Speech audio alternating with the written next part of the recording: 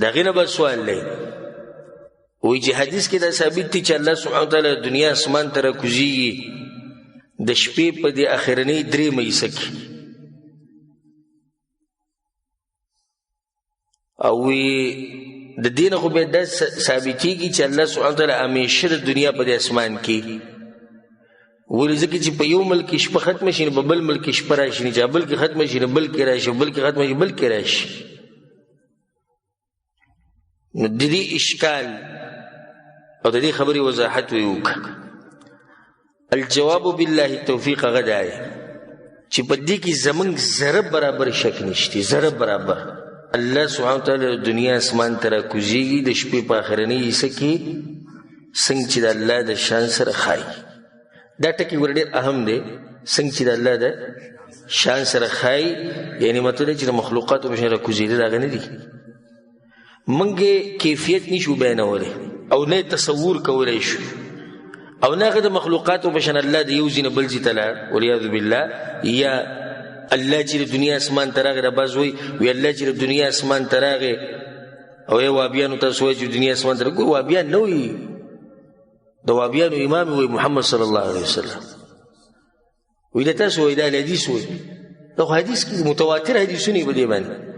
د دنیا اسمان ته چې راغی نو بیا خو له نور اسمانونه په الله له پاسه شو بعض وایي عرش ته خالي پاتې شو بعض وایي نو شپه خو په یو ځای دا سوالونه د هغه انسان زړه ته راځي چې هغه خالق او مخلوق یو شان ګڼي دا سوالونه هغه سړي په زړه کې راځي هغه ته د اشکال راځي نور الله سبحانه وتعالی صفات دا موږ منو حقیقي معنو باندې ثابتو بغیر د کیفیت نه کیفیت الله ته معلوم دی بغیر د تمثیل نه مثال هم نه پیش کو بغیر د تشبیه نه تشبیه نه ورکو مخلوق سره اوس دا غوږونه د حتیم شتي او غوږونه د میږي شتي که نه دواړه یو شان دي مخلوق او مخلوق کې دومره فرق دی نو په خالق او مخلوق کې به څومره فرق خو دا سوالونه هغه انسان کوي چې الله او مخلوق یو شان ګڼي بیمار زړه یې ښه هغه دا تپوسونه کوي دا خبره ساتي الله په قرآن کې ولا یحیطون به علما دا انسانان دا مخلوق الله بخپل علم کې نشي راګیرولی زمونږ څه علم دی چې الله وبګې راګیرو الله خپل ځان ښه پیژني او موږ یې دومره پیژنو څومره چې موږ ته ویلې ده بس موږ یې دومره پیژنو څومره چې پیغمبر صلی الله علیه وسلم موږ ته په صحیح حدیثونو کې ویلې خبره ختمه شو تغیر اخو به دا خبرې کول چې دا څنګه او دا څنګه نو موږ دا وایو زمونږ د عقیده ده چې الله د دنیا اسمان ته راکوزیږي او په دغه وخت کې الله په عرش ومي او الله چې راکوشي یو پیر نو د هر ملک او د هر علاقې شپې اخرنۍ حصې ته رارسي الله چې یو پیر راکوشي کنه نو هر ځای کې چې اخرنۍ شپه ده الله د دنیا اسمان ته راشي څنګه چې الله د شان سره ښایي او په دې باندې دلایل دي داسې دلایل چې څوک په الله باندې مهین او صحیح متبع د رسول صلی الله علیه وسلم د هغه زړه به مطمئن کېږي حدیث کې دا راځي رسول صلی الله علیه وسلم وایي الله به د خلکو سره مخلوقاتو سره چې حساب کتاب کوي په لږ وخت کې به ختم کړي هر څه الله به د ډیرو انسانانو سره ګوره په یو ځای حساب کتاب کوي خو د یو ته به داسې ښکاري د چا سره چې حساب کوي چې حساب کتاب صرف د چا سره روان دی زما سره روان دی دومره قادر باچا دی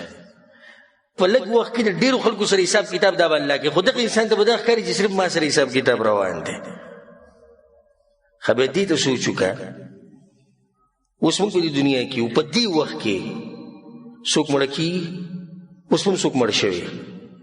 اوس به هم څوک د مور د خېټې نه راوتی په دې سکند کې به هم څوک غریب شوی په دې سکند کې به هم څوک مالداره شوی په دې سکند کې به هم څوک بیمار شوی په دې سکند کې به هم څوک روغ شوی په دې سکند کې به هم څوک راولېدلی په دې سکند کې به هم څوک ګمراه شوی په دې سکند کې به هم چاته هدایت میلاو شوی دا ټول کارونه الله په یو وخت کې کوي نو څنګه ته په دې سوچ کوي چې څنګه الله د دنیا اسمان ته راکوزي شپه دلته او شپه هلته کېدله شپه دې د ځان سره زړه چې بیمار هغه دا خبرې کوي دا ټول موږ منو کنه چې دا کم کارونه چې اوس روان دي څوک کوي؟ یو الله دا ټول کارونه کوي. یو الله سبحانه وتعالی دا ټول کارونه کوي. امام ابن رجب رحمه الله چې کله دا اشکال هغه به مخکې چا پیش کو وی دا یو قبیح اعتراض دی. امام ابن رجب رحمه الله وی او وی که رسول صلی الله علیه وسلم یا خلفای راشدینو دا اعتراض اورېدلی وی د دې سړي دا نو وی جیل ته چې سزا یې ورکوله چې خلکو ته عبرت اخیستی ته الله مبارک دا خبرې کوي. شیخ الاسلام ابن تیمیه رحمه الله بیان تلبیس الجهمیه په دې کتاب کې شیخ الاسلام ابن تیمیه رحمه الله د دې شبهې جواب کړی. اولنی خبره شیخ الاسلام ابن تیمیه دا کړې ده وی دا خبره هغه څوک کوي چې څوک الله او مخلوق یو شان ګڼي. دویمه خبره هغه دا کړې ده دې د سوچ وکړي وی رسول الله صلی الله علیه وسلم وی چې الله وی اذا قال العبد الحمد لله رب العالمین کله چې بنده وی الحمد لله رب العالمین الله سوی حمدنی عبدی حمدنی عبدی زما بنده زما حمد وی. نو اوس په دنیا کې څومره خلک په یو ځای الحمد لله رب العالمین وی دې ټولو الله په یو وخت کې جواب ورکوي. په دې ټولو الله سبحانه وتعالی په یو وخت کې جواب ورکوي. ستا په زړه کې د اشکال څنګه راځي؟ اذا قال الرحمن الرحیم کله چې بنده وی الرحمن الرحیم الله وی زما بنده ثنا وی په ما باندې چې څومره خلک په دنیا کې الرحمن الرحیم وی الله دې ټولو ته دا خبره کوي. بیا هغه دا خبره کوي وی عبد الله بن عباس رضی الله عنه پس یو کس راغی وی الله به دې ټولو خلکو سره څنګه د قیامت پورې حساب کتاب کوي په لږ وخت کې. یعنی هغه سره دا خبره را پرېوتې ده چې دومره غټ مخلوق او په لږ وخت کې ورسره الله حساب کتاب وی څنګه چې ولا په یو ځای دې ټول رزق ورکوي دغه شان ورسره حساب کتاب کوي.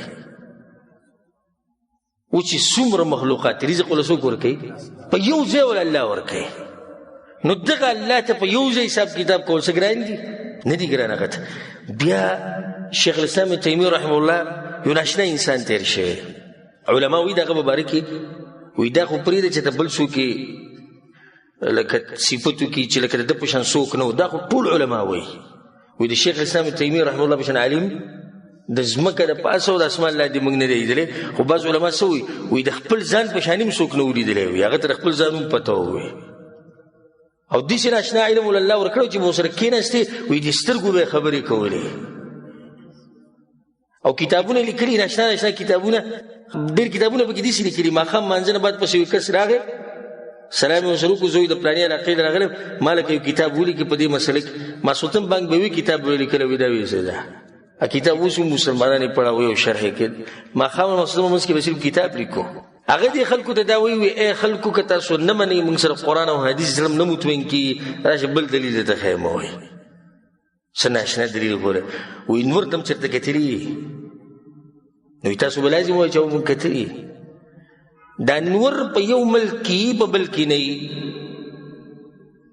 په یو ځای کې په بل ځای کې نه وي په یو ځای کې جمع په یو ځای کې اوړی په یو ځای کې شپه په بل ځای کې ورځ د یو حرکت تلاسه نو چې مخلوق کې دومره زور دی نو خالق به څومره زور ولري دا څنګه ناشنا دلیل دی نور دلته شته په بل ځای کې نشته نو دا ورځ خو ګرځي راګري بیا داسې ویل نو چې هر ځای کې ورځ رانده خو یو نور دی تقسیم شوی دا خبره خو چا نه ده کړې نه د نور په باره کې نه کوي د خالق په باره کې کې څه ناشنا دماغ دی اچھا چې نور پیدا کړی دا خبره څومره زوروري چا چې نور پیدا کړی دغه خو بیا ناشنا طاقت الله سبحانه وتعالی هغه زورور بچا دی چې دغه په باره کې به موږ څه ووایو خو صرف دومره د دې خبرې جواب دی حاصل دا شو چې دا شبهه هغه چاته راځي چې څوک خالق او مخلوق یو شان ګڼي او چې څوک دا وایي چې خالق او خالق ته مخلوق مخلوق ته د الله را کوزیده د دنیا اسمان ته د دې نه دي څنګه چې انسان را کوزي الله را کوشي د دنیا اسمان ته او عرشي الله را کوشي او په دنیا کې چې په کمزې کې شپې او په کمزې کې اخر د شپې اخرنی سي الله هغه اسمان ته را کوشي هغه طاقت په دې خبره پوه شوي که نه دا ګوره همه مسله د عقیدې ما حتی اوسه کوشش وکړو چې ښه واضح کړو انشاءالله په دې باندې به ستاسو دماغ او دغه کوم رول چې تپوس کړی د هغه دماغ به ښه کولی وشي انشاءالله الله سبحانه وتعالی دې موږ په دې توحید باندې مضبوط ساتي او الله سبحانه وتعالی دې موږ د سلفیت په عقیده دې ته د سلفیت عقیده وایي دا د سلف عقیده دین د مشرانو دا د اهل حدیث عقیده ده دا د صحیح حقیقي اهل سنت عقیده ده چې الله سبحانه وتعالی چې خپل کوم خبرو کې هغه به حقیقي ثابتو بغیر د سنه د کیف نه چې څنګه او دا ولي او دا دي بغیر د تشبیه نه بغیر د مثال بیانولو نه الله ویلي زموږ به ایمان دی و دې ایمان پکار دی